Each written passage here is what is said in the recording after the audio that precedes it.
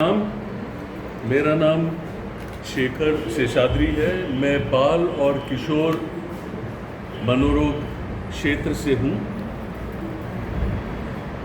राष्ट्रीय मानसिक स्वास्थ्य और स्नायु विज्ञान संस्था जो बेंगलोर में स्थापित है, वहाँ 40 साल की सेवा के बाद मेरी निवृत्ति हुई।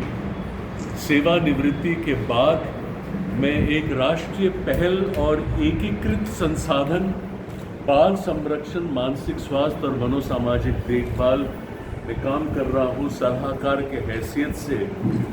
ये भारत के 29 राज्य और 4 यूनियन टेरिटरी में ये काम जारी है और ये काम 4 क्षेत्रों में है।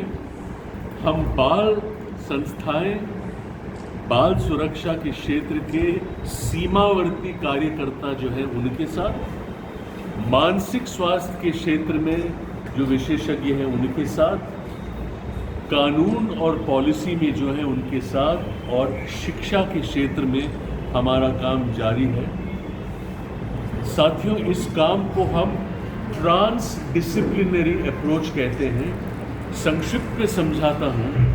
एक मेंटल हेल्थ प्रोफेशनल को किसी शिशु या बच्चे में आघात, ट्रॉमा और उसका परिणाम जो है, जिसको पोस्ट ट्रॉमेटिक स्ट्रेस डिसऑर्डर कहते हैं, वो डायग्नोज करना बस नहीं है। अगर ये कोई ऐसी घटना है जिसका फिर कानूनिक प्रक्रिया शुरू होता है, तो उस बच्चे को कानून की प्रक्रिया में क्या झेलना पड़ता है, वो भी सदमा का एक संदर्भ है। तो एक मानसिक विशेषज्ञ को कानून जानना बहुत ज़रूरी है। उसी तरह से किसी जज को केवल गवाही सुन के निर्णय देना बस नहीं है। बच्चा कौन है?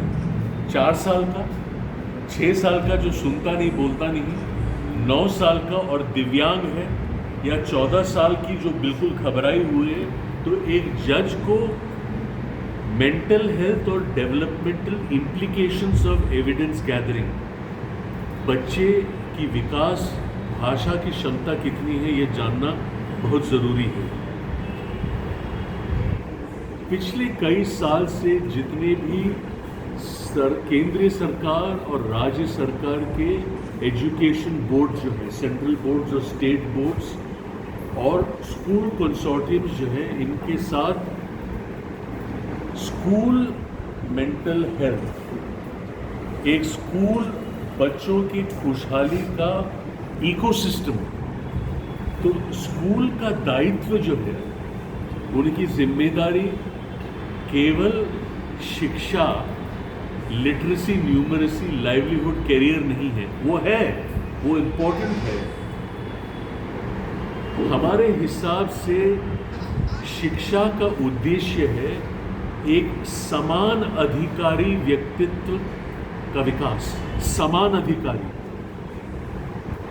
एक सामाजिक तौर से नागरिकता जो है, socially responsive and socially responsible citizen, नागरिकता, और ऐसा व्यक्तित्व जो कला, प्रकृति, रिश्ते, भावना, संगीत, नृत्य, रंगमंच, दुनिया, इसको समझना, ये एजुकेशन का मुख्य भाग बनता है। अब जो बच्चे स्कूल में आते हैं, जैसे इस स्कूल में बच्चे आते हैं, ये स्कूल जो है, ये ऐसे एक समुदाय का एक प्रतीक है जहां हम बच्चों की मानसिकता, क्योंकि जो 1000-2000 बच्चे स्कूल के गेट पार करके क्लास में आते हैं, वो सब समान नहीं है। वो अपने अनोखी ब्रह्मांड से आते हैं। किसी एक बच्चा जो है वो अच्छे खुश परिवार से आता है, किसी एक बच्चे का परिवार जो है उसमें बहुत प्यारी नानी किसी बीमारी से झेल रही है, किसी और बच्चे में माता पिता के बीच में अनबन है, किसी और बच्चे के साथ स्कूल में दादागिरी हो रही है, किसी और बच्चे को लिखने पढ़ने में कोई तकलीफ है। सबका एक अनोखा व्यक्तित्व होता है, अनोखा ब्रह्मांड होता है। उसको पहचानना और उसके मुताबिक स्कूल सिस्टम में जो टीचर्स हैं और जो काउंसलर्स हैं, उनको किसी बच्चे में लाल चिन्ह देखना, ये बच्चा जो पूरे एकेडमिक ईयर में हंसमुख मिलनसार था, ये एक हफ्ते से क्यों गुमसुम हो गया है? इसका महत्व ये है, एक 47 साल का व्यक्ति स्कूल आता है, अपने टीचर के पास जाता है जो अभी रिटायर होने वाली है, और पूछता है टीचर मैं याद हूँ आपको? और टीचर कहती है नहीं बेटे सॉरी, लेकिन मैं आपको भूला नहीं। मेरे घर की परिस्थिति कुछ ऐसी थी, संभला नहीं, मेरा समझौता नहीं हुआ, मैं बिछड़ गया हूँ स्कूल से। एक दिन घर में ऐसी भयानक चीज़ हुई, चीख चिल्लाहट, मारपीट, झगड़ा, पता नहीं मेरे चेहरे में आपने क्या शिकन देखी। क्लास होने के बाद, मुझे याद है टीचर सबके सामने नहीं, क्लास होने के बाद बड़े हल्के तरीके से मुझे बुलाया, आपने पूछा कि बेटे बड़ा गुमसुम लग रहे हो, क्या बात है? मैंने आपको बताया जो भी हुआ। ऐसा नहीं कि आपने कोई मतलब गहरी काउंसलिंग करी, आपने सिर्फ ये कहा इस चीज़ को अपने जहन में दबा के रखना कितनी तकलीफ हुई होगी। मैं बहुत खुश हूँ तुमने मुझे बताया। आगे भी ऐसी कोई बात हो तो निसंकोच मुझे बताना, मुझसे जो भी होगा मैं कोशिश करूँगी। और टीचर, वो जो बात आपने कही, वो करुणा और काइंडनेस वाली बात मैं आज तक नहीं भूला हूँ 27 साल के बाद। तो ये 2 मिनट जो है बच्चों का ब्रह्मांड जो है, उनके अनुभव, उनकी पीड़ा, उनकी विडंबना को समझना, और एक काइंड शब्द की बेटे कैसे थे, क्योंकि हर बच्चा जो है उसको ये लगे कि मैं नोटिस हुआ हूँ, टीचर ने मुझे नोटिस किया, टीचर ने मुझसे पूछा। क्योंकि बचपन जो है वो एक ऐसी अवधि है किसी भी व्यक्ति के विकास में, वो ऐसी अवधि है जहाँ स्नेह, संबंध और संपर्क जितना हो उतना सांत्वना और आश्वासन और साहस मिलता है कि मेरी भी कोई वैल्यू है, मेरी मान्यता है, मेरी मुख्यता है। तो कुछ इस संकल्पना को लेके, चूँकि काउंसिल जो है, जो अनेक स्कूल चलाते हैं और ये स्कूल भी उस काउंसिल का एक भाग है, काउंसिल के लिए हमने प्रिंसिपल्स के लिए एक गोष्ठी करी, कार्यशाला, जिसमें हमने schools as a wellbeing ecosystem, उसके आधार पे कई स्कूल्स हमें व्यक्तिगत तौर से इंडिविजुअल स्कूल्स में उनके टीचर्स के साथ काम करने के लिए हमें आमंत्रित किया। जैसे रिचर्ड साहब ने हमें आमंत्रित किया है इस स्कूल में। ये सत्र जो है 3 भाग में होगा। ये पहला भाग है 3 दिन का। इस 3 दिन में अलग अलग सत्र हैं। हम बाल विकास के बारे में बात करेंगे, बाल संरक्षण के बारे में बात करेंगे, बच्चों और बचपन के बारे में बात करेंगे, मानसिकता के बारे में बात करेंगे, क्रिया, प्रक्रिया और प्रतिक्रिया की बात करेंगे, और क्या आप ऐसी चीज़ कह सकते हैं जिससे बच्चों को आश्वासन मिले और सांत्वना मिले। इसको हम कहते हैं स्कूल वेलबीइंग। और ये बहुत ही खास इसलिए है क्योंकि हायर एजुकेशनल इंस्टीट्यूशंस और पाठशालाओं में भी उच्च न्यायालय का आदेश जो आया है, 15-18 रिकमेंडेशन है उच्च न्यायालय की, खास करके क्योंकि किसी भी विडंबना, खास करके लिखाई पढ़ाई को लेके जब तनाव होता है तो बच्चे क्या निर्णय लेते हैं, जब दुनिया के बारे में जब बेबस हो जाते हैं या अपने असफलता को लेके बहुत चिंतित हो जाते हैं, तो फिर मानसिकता उनका गड़बड़ा जाता है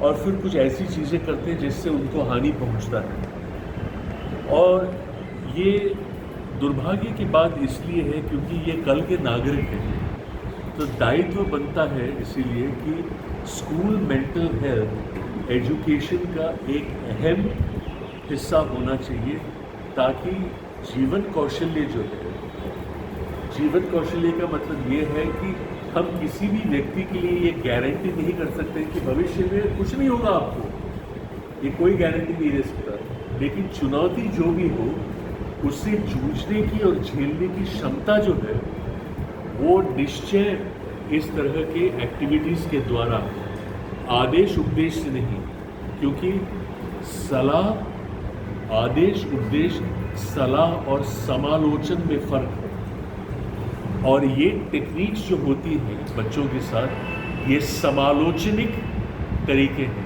हम लोग संग बैठ के अलग अलग प्रकरण प्रस्तुत करते हैं कि ऐसा मुद्दा हुआ तो क्या कर सकते हैं, और बच्चे कहते हैं ऐसा कर सकते हैं, वैसा कर सकते हैं। तो उससे क्या होता है, इनकी क्षमताएं, इसको हम जीवन कौशल्य कहते हैं, कि आने वाले भविष्य की ज़िंदगी में जो भी चुनौतियां हों वो उसको सामर्थ्य के साथ झेलें। तो पाठशालाओं में, कक्षा में 100% बच्चों को जीवन कौशल्य चाहिए। 40 से 50% बच्चे कुछ छोटे मोटे चीज़ से लेकर चिंतित रहते हैं। सड़क में कुछ हुआ, कुछ झगड़ा हुआ, या कोई रिश्तेदार बीमार पड़ गया, या किसी ने दादागिरी करी, या किसी सब्जेक्ट में ठीक से नहीं हुआ, मम्मी डैडी ने कटाक्ष बोल दिया, चिंतित रहते हैं। और 10 से 12% ऐसे लोग होते हैं जिनको, ऐसे बच्चे होते हैं, छात्र होते हैं जिनको या तो तीव्र लेवल, दीर्घ लेवल की समस्याएं हैं, उसको कैसे पहचानना और कहाँ रेफर करना, ये होता है एक संपूर्ण चौखट स्कूल मेंटल हेल्थ का। तो इसकी तैयारी हम कर रहे हैं, और इस तैयारी के द्वारा जैसे स्कूल में हम कर रहे हैं, ताकि स्कूल के जितने भी टीचर्स हैं उनको ये एहसास और आभास हो, और कल को जो क्लास में उनके 30 या 40 बच्चे हैं, हर बच्चे का व्यक्तित्व जो है, हर बच्चे की मानसिकता जो है, उसको गहराई से और सूक्ष्म तरीके से समझ के उसके अनुसार उनकी प्रतिक्रिया हो, तो हर बच्चे को लगता है कि यहाँ का सपोर्ट सिस्टम जो है ये मेरे लिए बिल्कुल बुलंद है। तो ये जो है हमारी संकल्पना है, और ये कुछ सिद्धांत है जिसमें ये काम हमने जारी रखा है। ये कार्यशाला जो है, हम लोग लेक्चरबाजी नहीं करते हैं, हम लोग काफ़ी प्रैक्टिस करते हैं। जैसे मैंने कहा, क्रिया, प्रक्रिया और प्रतिक्रिया, तो हम अलग अलग प्रकरण लेते हैं, और फिर टीचर्स की प्रतिक्रिया क्या हो सकती है, आप उसका विश्लेषण कैसे करते हैं, उसकी प्रतिक्रिया क्या है। तो हम लोग का तरीका हमेशा intent, content, methodology and process. एक सत्र जो है उसमें मेरा इंटेंट क्या है, इरादा क्या है, उसका विषय क्या होगा, कंटेंट, मेरी मेथडोलॉजी क्या होगी। तो हम लोग स्मॉल ग्रुप वर्क कहते हैं, हम लोग फिल्में देखते हैं, फिर उस पर टिप्पणी करते हैं, उस पर चर्चा करते हैं, वाद विवाद करते हैं। इसको हम कहते हैं प्रक्रिया या प्रक्रियात्मक विश्लेषण। इस तरीके से सामर्थ्य जो है बच्चों के साथ डील करने का, अपने सब्जेक्ट के अलावा बच्चे का एक व्यक्ति होना, एक नागरिक होना, किस तरीके से डील करते हैं, तो ये कुछ चीज़ें जो है हम इस कार्यशाला के द्वारा यहाँ बढ़ाने की चेष्टा कर रहे हैं।